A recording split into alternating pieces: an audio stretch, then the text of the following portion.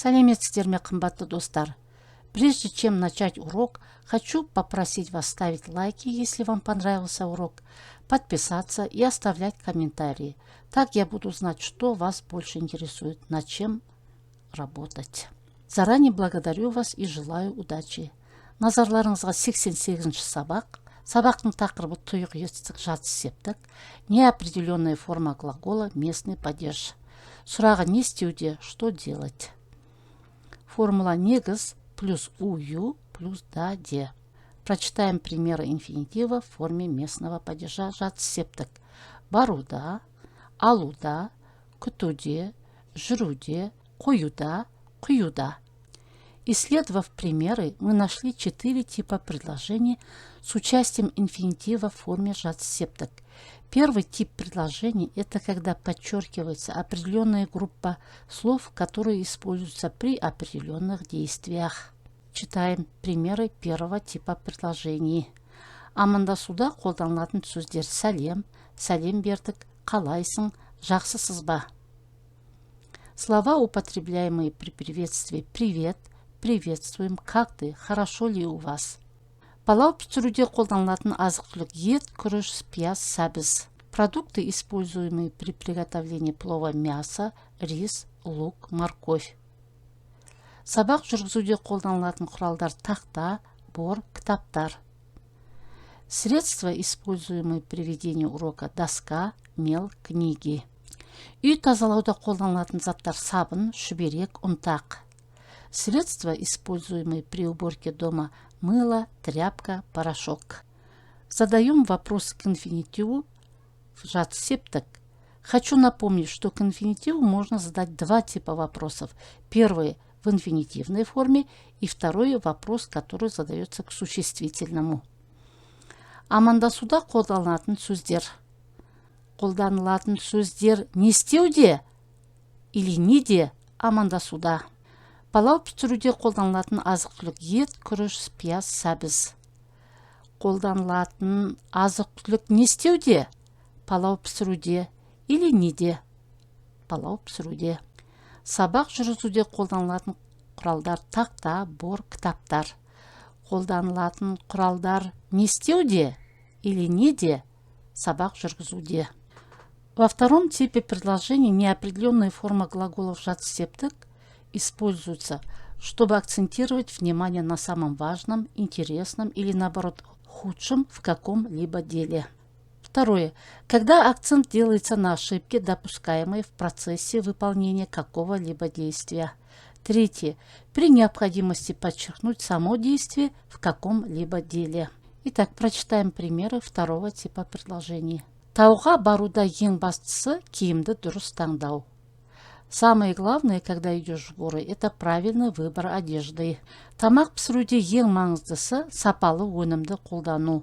Самое важное, когда готовишь еду, это использование качественных продуктов. Шетелге баруда ең қызығы біздің елде өспейтін жемістерді жеп көру. Самое интересное, когда едешь за границу, это есть фрукты, которые не растут в нашей стране. Саяхаттауда ең жаманы көліктің жолда бұзылуы. Самое плохое в путешествии – это когда ломается транспорт в дороге.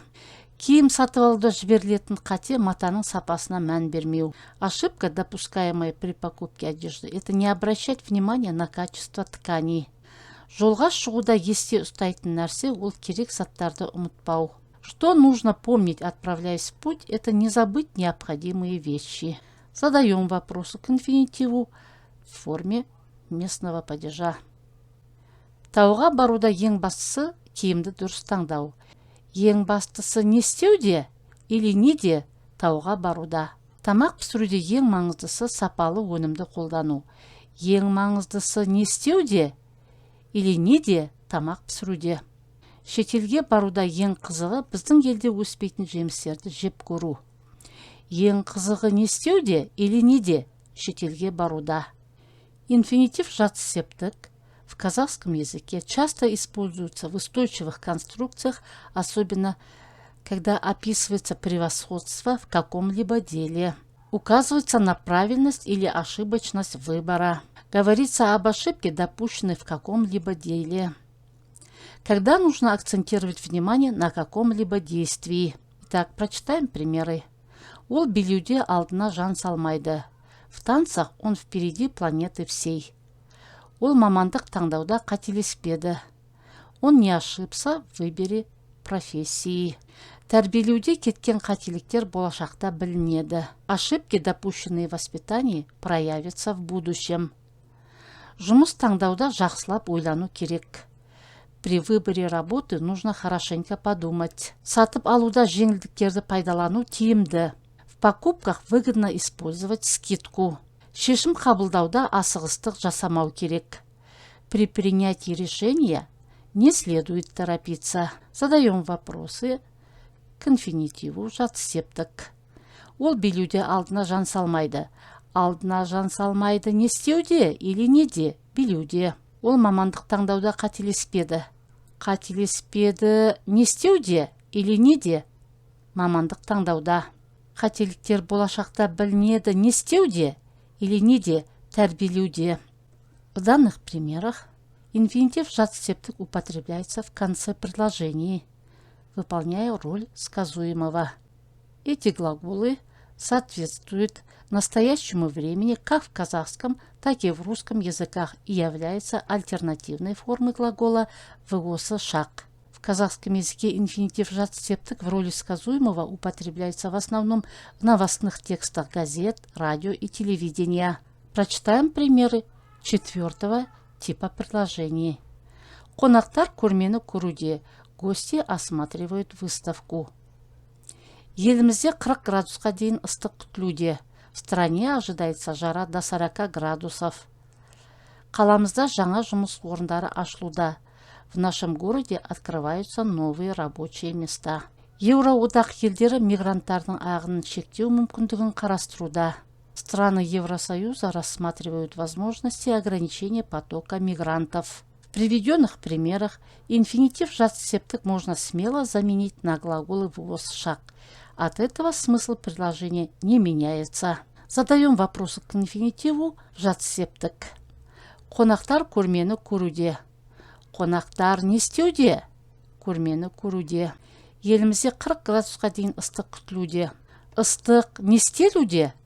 Күтілуде. Қаламызда жаңа жұмыс орындары ашылуда. Жұмыс орындары не істелуде? Ашылуда. А вопрос «неде», задаваемый к существительному, к этим словам ставить невозможно, так как они выступают в предложении в роли сказуемого. Прочитаем текст задания, который нужно перевести на казахский язык. Слова, употребляемые при прощании «до свидания», «до встречи», «счастливо». Продукты, используемые при приготовлении мяса по-казахски: мясо, қазы, лук, тесто, картофель. Предметы, используемые при шитье: иголка, нитки, наперсток. Предметы, используемые при рисовании: карандаши, краски, альбом, резинка. Самое главное при покупке вещей – их качество. Самое интересное при ведении урока – коллективная работа. Самое главное при соревновании – быть уверенным в своих силах. Он не ошибся при выборе друзей. Он в пении впереди планеты всей. При выборе профессии нужно хорошенько подумать. При шитье нужные вещи должны быть под рукой. В нашем городе строятся новые дороги. Сейчас шьются униформы новой модели. Для работы в город приезжают много людей.